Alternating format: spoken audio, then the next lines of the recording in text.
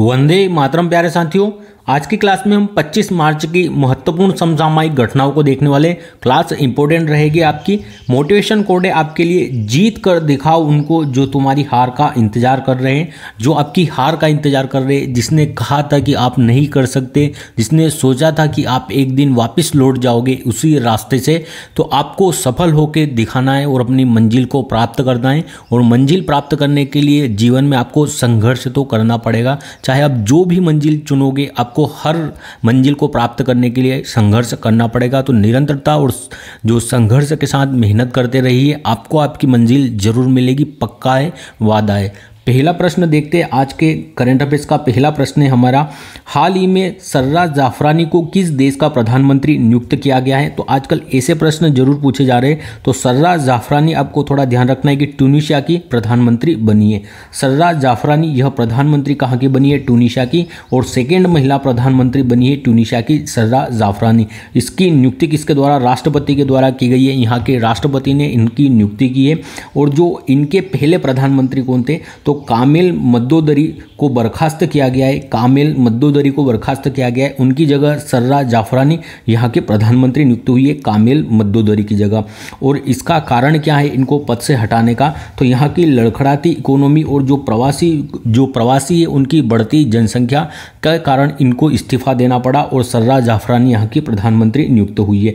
अगर ट्यूनीशिया की बात करेंगे तो आपको अफ्रीका महाद्वीप है, अफ्रीका महाद्वीप में ट्यूनीशिया यहाँ पर दिखाई देगा। यहाँ पर लोकेशन है ट्यूनीशिया की। और ट्यूनीशिया की राजधानी क्या है? तो ट्यूनिस यहाँ की राजधानी है। और विश्व में एक प्रसिद्ध क्रांति है जिसका आगाज कहाँ से होता है, जो कहाँ से प्रारंभ होती है? तो जैस्मिन क्रांति की शुरुआत कहाँ से होती है? ट्यूनीशिया से होती है जैस्मिन क्रांति की शुरुआत। यहाँ पर लंबे समय से जो सरकार पर कब्जा बनाकर बैठे थे लोग, उनको हटाने के लिए जैस्मिन क्रांति प्रारंभ होती है ट्यूनीशिया से। और यही क्रांति जब अरब प्रायद्वीप तक पहुँचती है, अरब प्रायद्वीप में जब इसके विरुद्ध जो सरकार में बैठे हुए थे कई वर्षों से, उनके खिलाफ जो क्रांति हुई थी उसे अरब स्प्रिंग नाम दिया गया है। तो ट्यूनीशिया से प्रारंभ होती है जैस्मिन क्रांति, ये भी आपको ध्यान में रखना है। नेक्स्ट प्रश्न देखते हैं। हाल ही में $92 बिलियन मूल्य के दुनिया के सबसे बड़े सफ़ेद हाइड्रोजन भंडार की खोज कहाँ हुई है? तो $92 बिलियन मूल्य के दुनिया के सबसे बड़े सफ़ेद हाइड्रोजन भंडार की खोज कहाँ पर हुई है? हाइड्रोजन को भविष्य का ईंधन भी कहा जाता है। और इसकी खोज कहाँ पर? फ्रांस में हुई है। सफ़ेद हाइड्रोजन के भंडार जिसकी जो मूल्य है 52 बिलियन मूल्य है जिनका, जो कि 46 मिलियन टन इनका भंडारण मिला है सफ़ेद हाइड्रोजन का। और फ्रांस का जो मोसेल क्षेत्र है, यहाँ की मिट्टी में सफ़ेद हाइड्रोजन के भंडार मिले हैं। और 46 मिलियन टन जो है इनकी, जो 46 मिलियन टन है भंडार इनकी मात्रा है। और विश्व का सबसे बड़ा भंडार होने वाला है यह सफ़ेद हाइड्रोजन का। अगर बात करें सफ़ेद हाइड्रोजन की, तो यह प्रदूषण रहित है, स्वच्छ ऊर्जा का स्रोत है और कार्बन उत्सर्जित रहित है। आज तो हम हाइड्रोजन का अधिक उपयोग नहीं कर पाते हैं जो ऊर्जा के उत्पादन में, लेकिन भविष्य का ईंधन कहा जाता है। भविष्य में इसमें संभावनाएं छुपी है। भविष्य में जो भविष्य का ईंधन है वह हाइड्रोजन को कहा जाता है। हाइड्रोजन की अगर बात करें तो इसकी खोज किसके द्वारा की गई थी? तो कैवेंडिश के द्वारा हाइड्रोजन की खोज की गई थी। और हाइड्रोजन के 3 समस्थानिक कौन कौन से हैं? तो जो H1, 1H2 और 1H3 ये हाइड्रोजन के 3 समस्थानिक है जिन्हें प्रोटियम, ड्यूटेरियम और ट्रिटियम कहा जाता है, जिन्हें प्रोटियम, ड्यूटेरियम और ट्रिटियम कहा जाता है। और हाइड्रोजन को ही आवारा तत्व भी कहा जाता है। मैं आपसे पूछ रहा हूँ कि आपको जो ये स्लाइड है अब ब्लैक कलर की, ये स्लाइड कैसी लग रही है? और इन पर जो ये रंग का प्रयोग कर रहा हूँ, रंगीन पेन का, ये रंग आपको स्पष्ट दिखाई दे रहे हैं? और जो है आपको कैसी लग रही है स्लाइड? आपका रिव्यू आप कमेंट बॉक्स में ज़रूर दीजिएगा। और कुछ दोस्त जो रेगुलर कमेंट करते हैं या जो लगातार कभी कमेंट करते हैं मोटिवेशन के लिए, उन सभी का दिल से धन्यवाद कि आप मेरा मोटिवेशन बनाए रखते हैं। और आप जो कमेंट करते हैं उनको देखकर ज़रूर मुझे मोटिवेशन मिलता है और मैं आपके लिए फिर उठकर काम करने की कोशिश करता हूं। तो देखते हम थोरियम। भारत में थोरियम के भंडार कहाँ पर मिलते हैं? तो आपको ध्यान में रखना है, जो मोनोजाइट रेत है, केरल की जो मोनोजाइट रेत है, यहाँ पर भारत में थोरियम के भंडार मिलते हैं। और कहाँ पर? केरल की मोनोजाइट रेत में। और ये एक परमाणु ईंधन है। जादूगोड़ा खान से हमें, झारखंड में स्थित है जादूगोड़ा खान, और यहाँ से हमें यूरेनियम सेलेनियम की प्राप्ति होती है। खेतड़ी राजस्थान की खान किस लिए प्रसिद्ध है? तो यह तांबा उत्पादन के लिए प्रसिद्ध है। और कोलार की खान किस लिए प्रसिद्ध है? कर्नाटक में स्थित है, तो सोना उत्पादन के लिए कोलार की खान प्रसिद्ध है। बाबा बुदान की पहाड़ी कहाँ पर है? बाबा बुदान की पहाड़ी कहाँ पर है? और कुंद्रेमुख, बाबा बुदान और कुंद्रेमुख जो है, कुंद्रेमुख की पहाड़ी कहाँ पर है? तो ये भी कर्नाटक में स्थित है। और किसके उत्पादन के लिए प्रसिद्ध है? तो लौह उत्पादन के लिए कौन प्रसिद्ध है? बाबा बुदान की पहाड़ी और कुंद्रेमुख, और कर्नाटक में स्थित है। नेक्स्ट प्रश्न देखते हैं। हाल ही में R.K. श्री कुमार को संगीत कला निधि पुरस्कार के लिए चुना गया है। इनका संबंध किससे है? तो R.K. श्री कुमार का संबंध किससे है? तो वायलिन वादक है यह, और संगीत कला निधि पुरस्कार से इन्हें सम्मानित किया गया है। संगीत कला निधि पुरस्कार यह R.K. श्री राजकुमार जी को सम्मानित किया गया है। R.K. श्री राम कुमार जी को R.K. श्री राम कुमार जी को सम्मानित किया गया है, और यह एक वायलिन वादक है। अगर बात करें पद्म विभूषण 2025 से किन वायलिन वादक को सम्मानित किया गया है? तो 2025 में जो पद्म विभूषण है वह किस वायलिन वादक को दिया गया है? तो जो लक्ष्मी नारायण जी सुब्रमण्यम है ये वायलिन वादक है, और पद्म विभूषण दिया गया है इन्हें 2025 के लिए।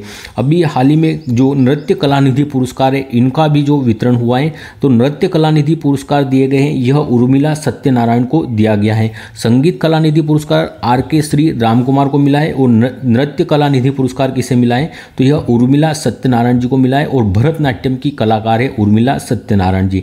सितार वादक कौन है? तो पंडित रविशंकर शुक्ल हमारे सितार वादक है, और इन्हें भारत रत्न से कब सम्मानित किया गया था? तो 1999 में इन्हें भारत रत्न से सम्मानित किया गया था। हमारे प्रसिद्ध बांसुरी वादक है पन्नालाल घोष और हरिप्रसाद चौरसिया जी।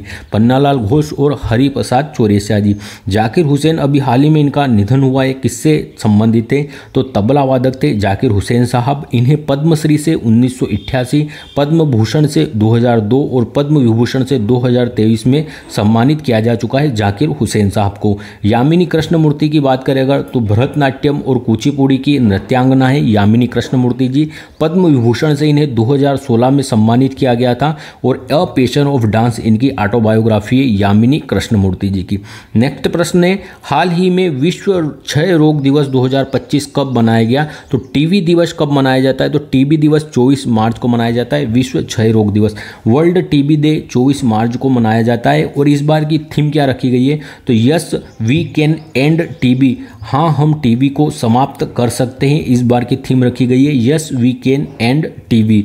अगर बात करें वर्ल्ड टीबी डे 24 मार्च को क्यों मनाया जाता है? क्योंकि 1882 में रॉबर्ट कोच के द्वारा जो टीबी का जीवाणु है माइक्रोबैक्टीरियम ट्यूबरकुलोसिस, इसकी खोज की गई थी, इसलिए 24 मार्च की तारीख को ही जो टीबी दिवस मनाया जाता है। और रॉबर्ट कोच ने जो टीबी का जीवाणु है माइक्रोबैक्टीरियम इसकी खोज की थी। 2025 तक जो भारत सरकार है, 2025 तक भारत सरकार का लक्ष्य है टीबी हारेगा देश जीतेगा। तो टीबी उन्मूलन का भारत सरकार का लक्ष्य कब तक है? 2025 तक। और विश्व से जो टीबी उन्मूलन का लक्ष्य कितना कब तक का है? तो विश्व से टीबी उन्मूलन का लक्ष्य है 2030 तक का। कब तक है? 2030 तक का।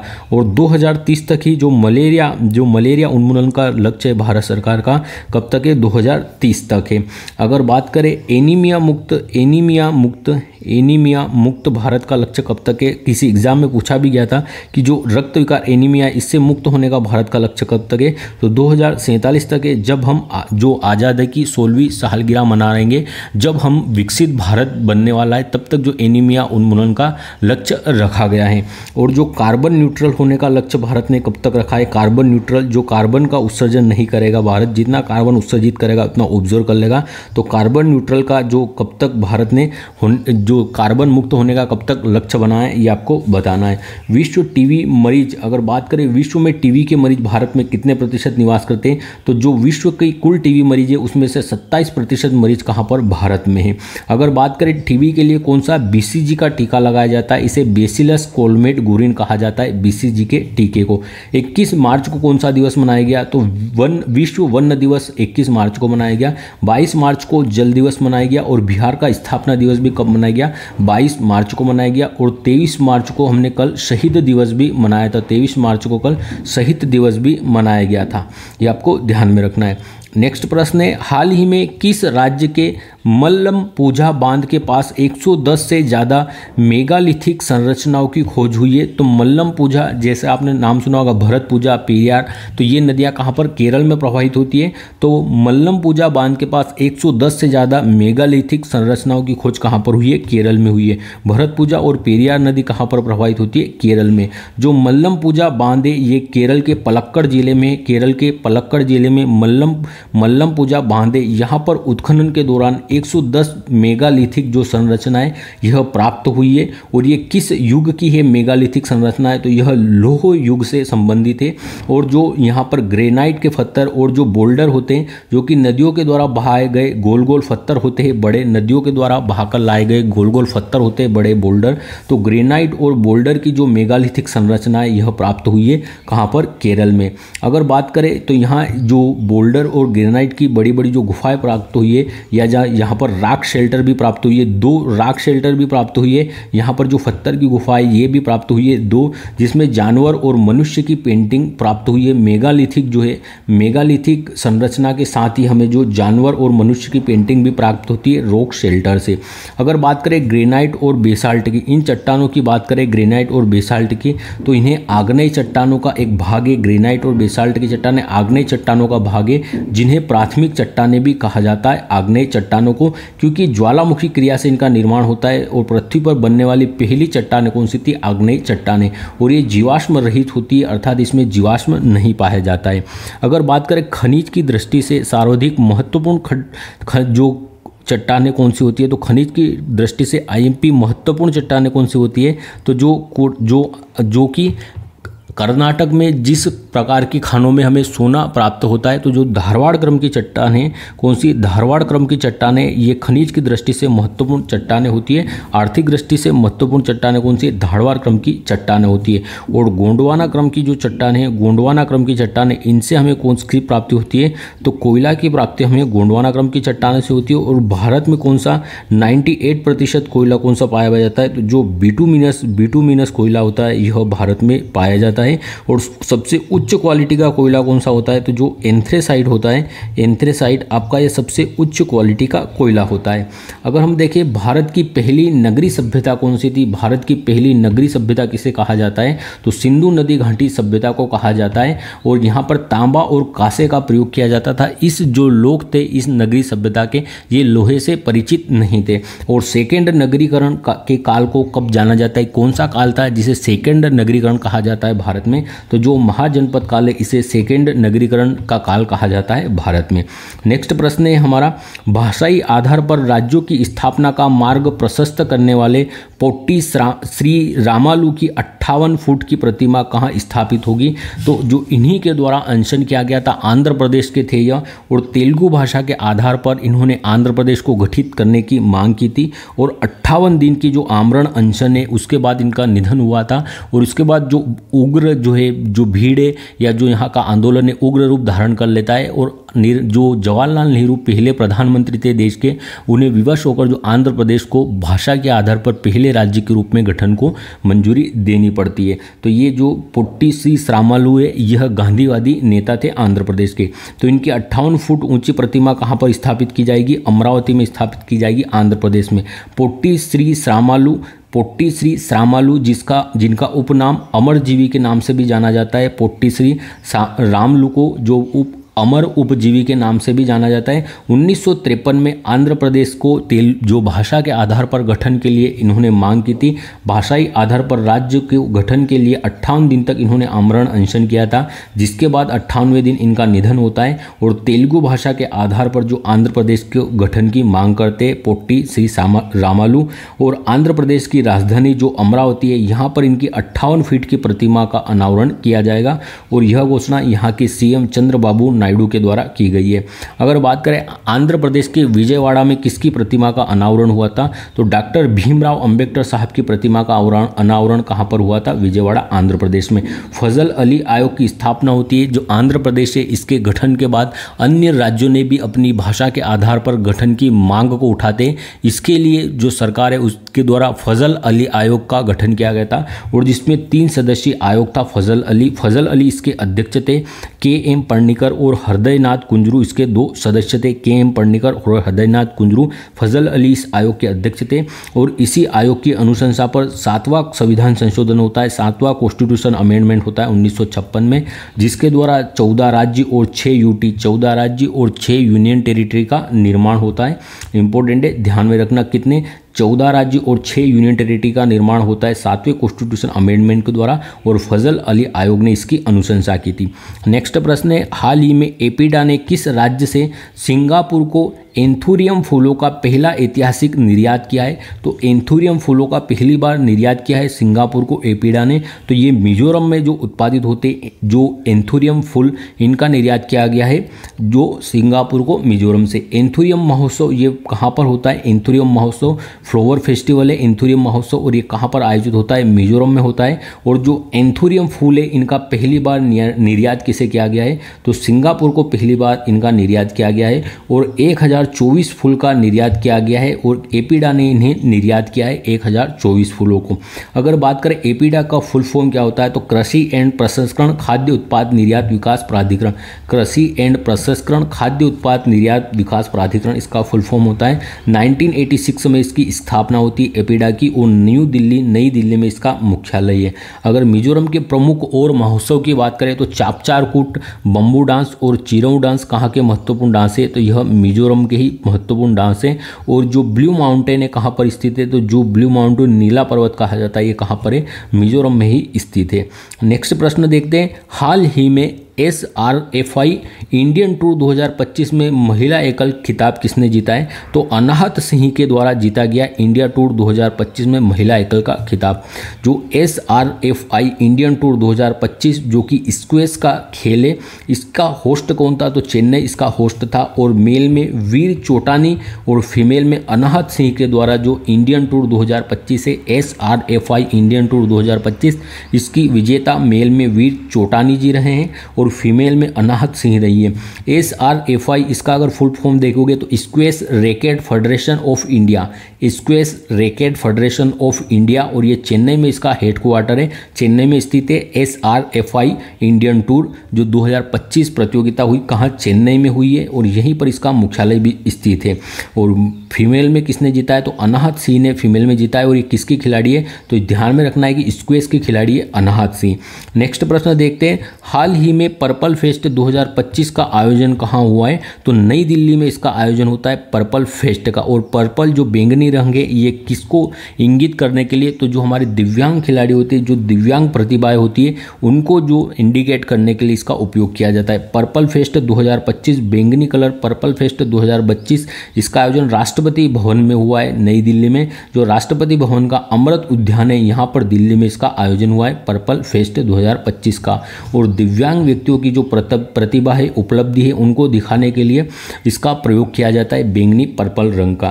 फर्स्ट बार इसका आयोजन कब होता है? तो 2023 में पहली बार गोवा में इसका आयोजन होता है पर्पल फेस्ट 2024 में इसका पहला 2023 में इसका पहला आयोजन कहाँ पर होता है? गोवा में होता है पर्पल फेस्ट का। दिव्यांग पेंशन और बुजुर्ग, जो दिव्यांग है हमारे, जो पेंशन भोगी और जो हमारे बुजुर्ग होते हैं, इनको किस मंत्रालय के अंतर्गत आते हैं या कौन सा मंत्रालय इनके लिए निर्धारित किया गया है? तो जो सामाजिक न्याय एवं अधिकारिता मंत्रालय, इसके अंतर्गत आते हैं हमारे दिव्यांग भाई बहन, पेंशनकारी और जो बुजुर्ग हैं। गुलाबी रंग यह किसका प्रतीक है? तो जो LGBT वर्ग है हमारा, LGBT वर्ग का जो गुलाबी रंग का प्रतीक है। हरा रंग किसका प्रतीक है? तो पर्यावरण इन्वायरमेंट का जो हरा रंग जो प्रतीक है। गणतंत्र मंडप का नाम क्या कर दिया गया है? जो राष्ट्रपति भवन में स्थित है गणतंत्र मंडप, गणतंत्र मंडप किसका नाम कर दिया गया है? तो जो दरबार हाल है, दरबार हाल का नया नाम क्या हो चुका है? गणतंत्र मंडप हो चुका है। नेक्स्ट प्रश्न है हमारा, हाल ही में अंग्रेजी भाषा में साहित्य अकादमी अनुवाद पुरस्कार 2024 के लिए किसे चुना गया है? तो साहित्य अकादमी अनुवाद पुरस्कार के लिए चुना गया है हजारों ख्वाहिशें ऐसी, हजारों ख्वाहिशें ऐसी केसी, तो हजारों ख्वाहिशें ऐसी, इसके लिए साहित्य अकादमी अनुवाद पुरस्कार मिला है 2024 का। अंग्रेजी में जो अनुवाद है इसके लिए हजारों ख्वाहिशें ऐसी, इसके लिए जो अनुवाद पुरस्कार प्राप्त हुआ है और इसकी राशि कितनी है तो 50,000 रुपये इसकी इनामी राशि है। और इसके लेखक कौन थे, हजारों ख्वाहिशें ऐसी, इसके लेखक थे अनीसुर रहमान जी के द्वारा लिखा गया था। और अनुवाद के लिए जो 50,000 रुपये की राशि दी जाती है। अगर बात करें अभी हाल ही में साहित्य अकादमी पुरस्कार किसे दिया गया है, इंग्लिश के लिए। और साहित्य अकादमी पुरस्कार हिंदी में किसे मिला है तो इंग्लिश के लिए ईस्टरिन कीर को मिला है साहित्य अकादमी पुरस्कार, और हिंदी में गगन गिल जी को मिला है साहित्य अकादमी पुरस्कार। कितनी भाषाओं में दिए जाते हैं, 24 भाषाओं में दिए जाते हैं। और 1954 में साहित्य अकादमी की स्थापना होती है और 24 क्षेत्रों में यह पुरस्कार दिए जाते हैं 24 भाषा के लिए। अभी हाल ही में 59वां ज्ञानपीठ पुरस्कार से किसे सम्मानित किया गया है तो विनोद कुमार शुक्ल जी को सम्मानित किया गया है 59वें ज्ञानपीठ पुरस्कार से। और ये कहाँ के रहने वाले हैं, छत्तीसगढ़ के रहने वाले और हिंदी लेखक है विनोद कुमार शुक्ल, इन्हें 59वें ज्ञानपीठ पुरस्कार से सम्मानित किया गया है। अब हम कल के प्रश्नों को, जो क्वेश्चन कल के, उन्हें रिवाइज कर लेते हैं और जो आज के प्रश्न हैं उन्हें भी रिवीजन के रूप में देखेंगे। अगर आपको क्लास अच्छी लगती है तो आप ज़रूर लाइक करके जाइए और अपने दोस्तों तक भी ज़रूर शेयर कीजिए ताकि आप अपने दोस्तों तक भी इस क्लास को पहुंचा सके और मेरी मदद कर सके।